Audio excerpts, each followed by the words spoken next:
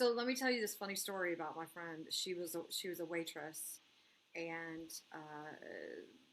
at this like fancy kind of restaurant, and these two people came in and they were on a date, and the lady it gets ready to order and she wants to order some wine, and she was like, can you please give us a bottle of this Chilable um, white wine?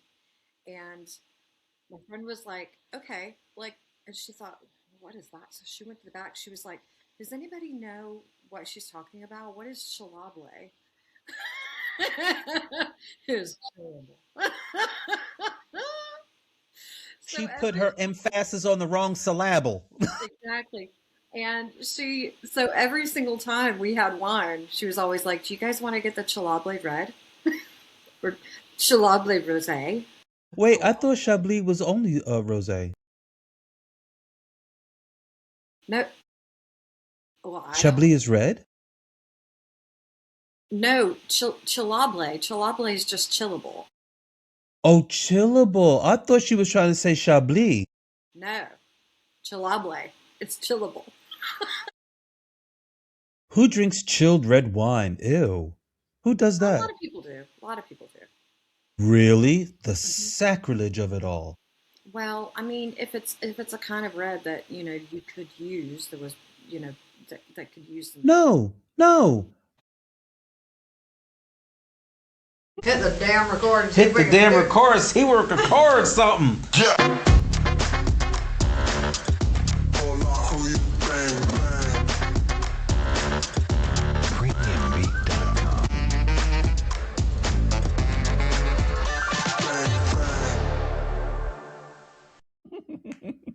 Hey, friend. Hey, friend. Welcome to the Unlikely Frenz Podcast, where two friends living abroad talk about race relations, and how we feel about it, what it means to us. everything in between. Gossip. Sometimes. So, dear friends, if you are watching us on YouTube and you follow us on Facebook and you listen to us on Spotify, please like, share, and subscribe and hit the notification bell so that you know when we post a new video. So, ding, ding, baby, ding, ding. How are you, friend? I'm fine, friend. How are you, friend? Well, I'm fine. Me personally, I'm fine, but my other kitty cat is not fine, unfortunately. She's still depressed that the other cat died. So she's been hiding herself away. And I think I told you this yesterday or the day before yesterday. I just want to tell our audience that I bought my cat a um a what is it called? Look, we call it in Turkish, it's called a smart litter box, but I think they call it a genie in America. Yeah, yeah. And I bought one of these boxes. It's a litter box and it cleans itself. I don't have to do, any of the only thing I need to do is take out the little plastic bag and, put a new plastic bag in it. It cleans itself. And I spent well over 17,000 lira for this. Now, it's not just it's not just a toilet. That it was a toilet. It was also a automatic feeder, and it was a cat fountain. So I got three pieces for 17,000, just a little bit over seventeen You sound thousand like a lira. salesperson. I know, It's right? not It's just like, a toilet. and this is not, I'm It not. even has an What do they eject call it? button. This video is not sponsored by anybody, although if if you would like to, cat stuff, I have a cat. Soon, hopefully, I'll have a second cat. I took her to the vet and I said to her, I says, why is she like that? He says, well, she misses her. And I says, yeah, but The other cat, right? yeah, she misses Sheba. I mean, it's Sheba was there before her, right? I've had Sheba for 21 years. No, almost 21 years. Excuse me. So when she was introduced into our home, Sheba was already there. So I guess she thought, or she finds Sheba, or found Sheba to be like, this stabilizing force, because I would always come and go, but Sheba was always there. I would leave in during the day to go to work Of or course, wherever that the was her case may friend. be. And Sheba was always there, but they were friends, even though Sheba didn't really want her around. She's like, get away from me. You're annoying. But it was just the fact that she was there. And now that Sheba's not here anymore, she's very, very depressed. She is under my kitchen counter all day long. All day long. And she I'm won't come sure out for they anything. feel things differently, and They especially do. if she got like a new place to go to the toilet. I mean, She won't use that new toilet. That's why I said something about this. She won't use it. She will not. She looks at it. She sticks her head inside of it, and then she walks out. Not She doesn't even walk out. She backs up, and then she starts meow meow meow, and then she runs away. And I'm like, I think it's "What are you just too afraid of? much. It's just a toilet." No, no, it's too much change in her little world. You know, You think she so? doesn't know where her friend is. Now she has to use the new crazy robot toilet with an eject button. She doesn't know. Maybe she'll go flying if she gets in that thing. Does not have an eject button. Stop it. So what I did do, I took your advice and I put her old toilet next to it. Hmm. Do you know what she did, Desma? She went inside of the old toilet and she just sat there. Maybe she just wanted a place to sit. She just sat there inside of her old toilet because there's a little plastic door on it. And she's looking at me through the little plastic door, just sitting there. She's not even going to the toilet. She's just sitting there looking at me. Maybe And I'm like, she's trying to make a point. She's trying to say, "This is what I want. I don't want the other thing." well, it's there. She can use it if she wants to. And the new one is next to it. She can use that one if she wants to. She has a choice. She has the freedom to do whatever she wants. But I just thought it was very peculiar that she was giving me like this predatory death stare looking at me through a plastic Well, door. she was I'm like, probably what's like, wrong "Do with not you? get rid of this. This is what I enjoy. I'm used to this. I can't deal with Well, something else in the house that's not here."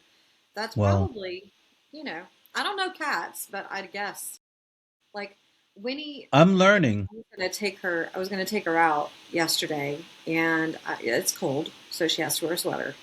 And I brought the sweater, and she ran into her little hiding place, and she just poked her head out. And I was like, "Girl, what is the problem?" And then I started thinking, "Oh, you know what? Last time I took this off of her, she got really uncomfortable. Like she growled. I think it pulled her hair, and she didn't like it. So I got And they another remember that. for sure. So I got another jacket, and she popped right out of her little hiding place. She was like, "Okay, let's go." And I thought, "Oh my god." It was just because she didn't want to wear that sweater. So I was really trying to like figure out her psychology, like Yeah, my vet said that she's afraid. I said he says even when I took her to the vet, she's like she's so afraid. She's afraid of everything. And I couldn't understand why. I'm like, but why is she afraid? He says she feels alone. She's stressed. She's stressed. She doesn't have anybody here. And I think I made a mistake like when I first brought the new toilet into the house. I had to assemble it and I plugged it up and she was sitting next to me and it started to move. Like it started to automatically clean itself even though nothing was inside. And that freaked her out, I think. She was like, "Oh no!" And well, she maybe she like thinks she's she going to get sucked into it. thinks she's going to get sucked into it because I picked her up and I even put her inside of it gently. I put her inside of it to let her know that nothing is going to happen to her. I was right there in front of her. I was like, nothing is going to happen. She's like, "Nah, nigga, uh."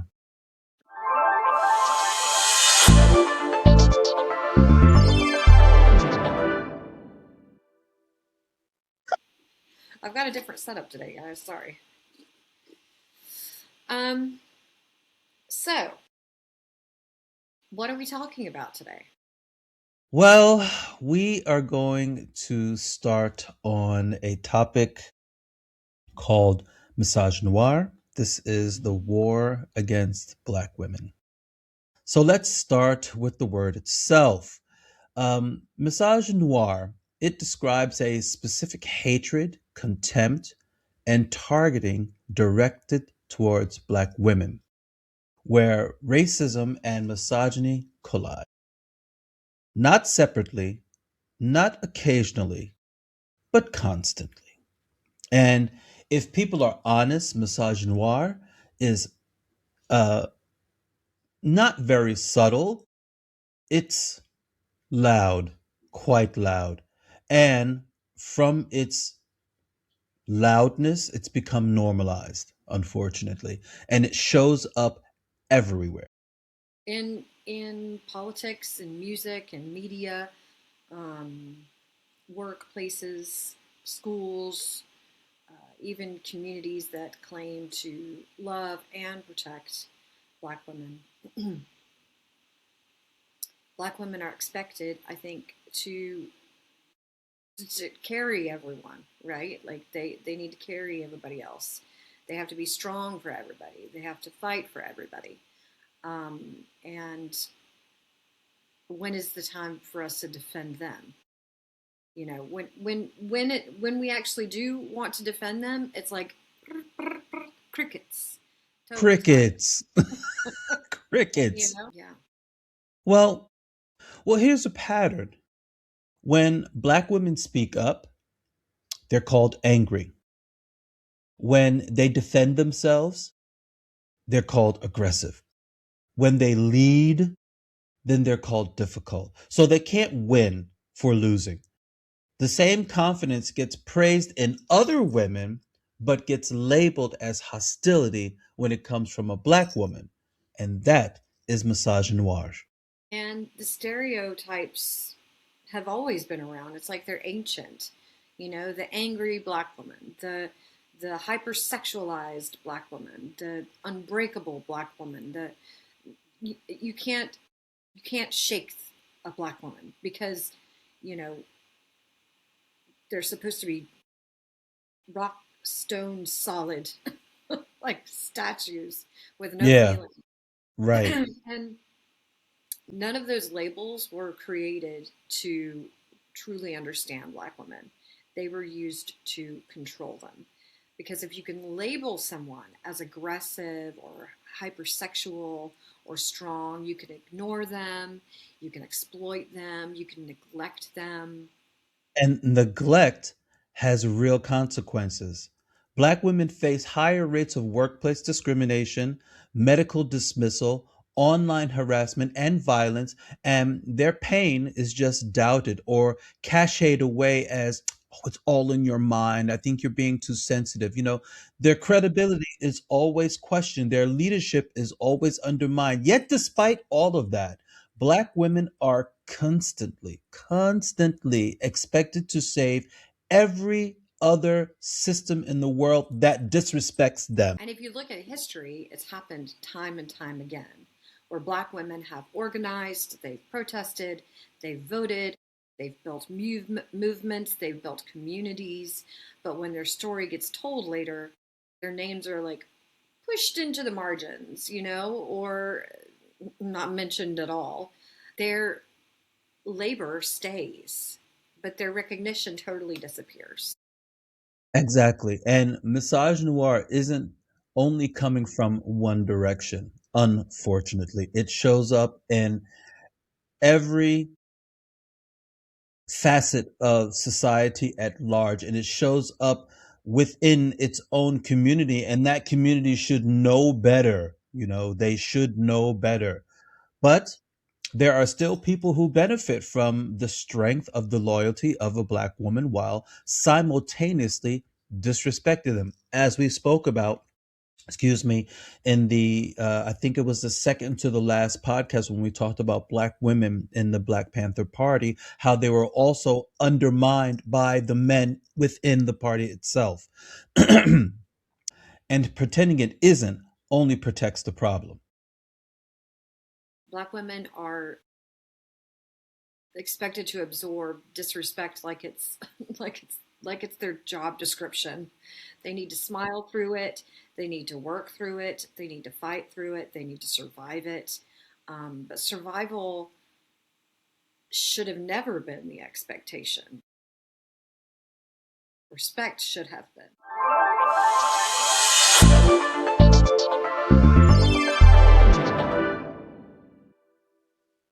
If you like what you're seeing, if you like what you're hearing, like, share, and subscribe. Bing! Misogynoir works because society is comfortable with Black women carrying impossible burdens. But strength doesn't mean someone deserves the burden. It means that they've been forced to carry it. And that distinction matters. It matters a lot because the world has gotten used to seeing Black women endure things that would spark outrage if they happen to someone else. And that normalization has to end. I mean, we gotta kill it with a skillet.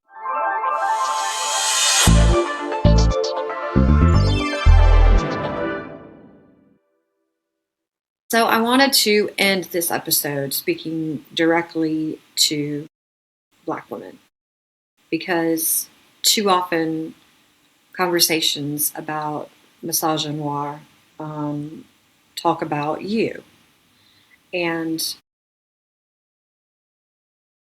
we don't actually speak to you.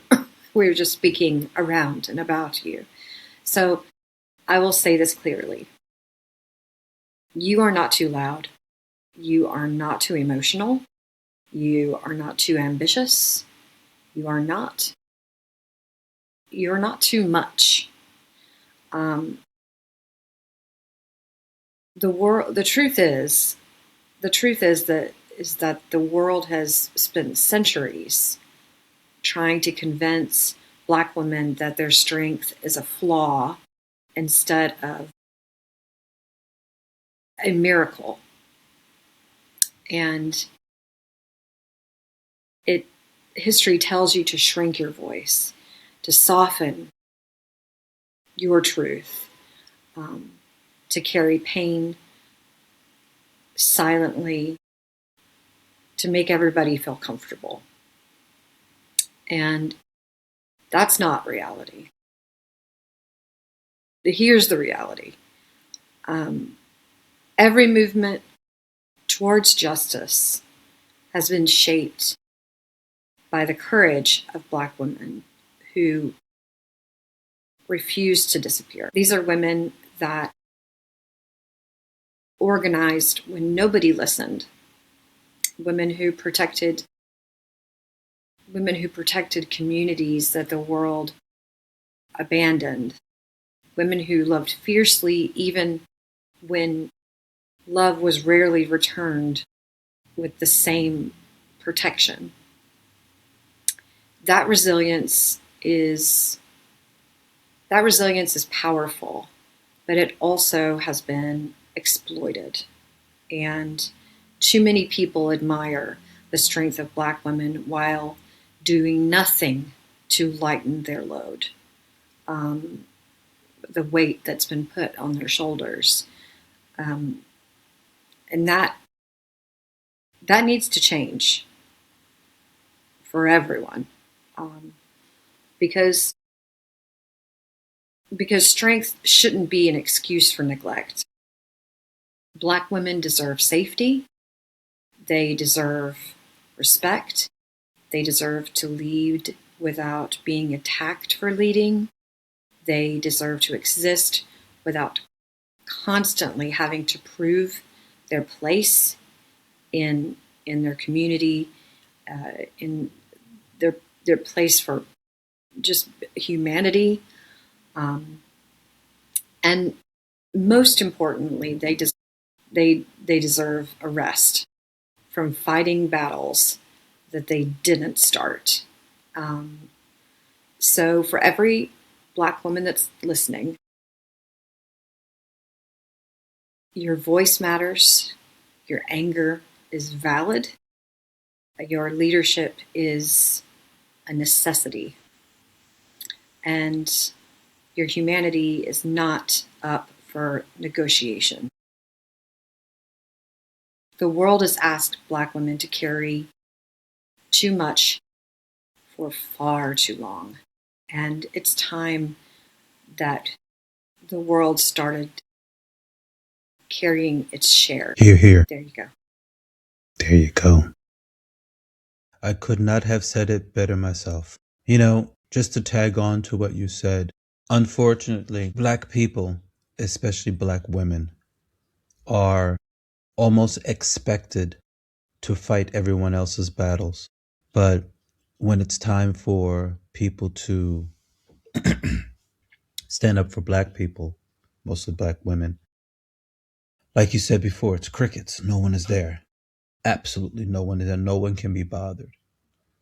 And if we really think about it without being too crass, Black women are at the bottom of the society ladder, at the very, very bottom. And it's a shame that you ask people who have the least power to be your loudest voice, but then don't want to defend them when they're on the line. I just think that's diabolical. I do. I really, really, really do. So I'm glad you pointed that out. That's like crazy work.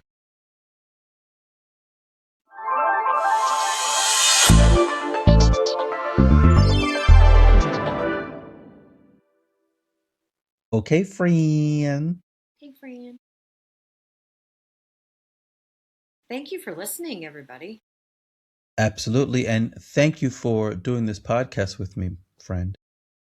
Well, thank you for giving me the opportunity to learn. A lot of these conversations,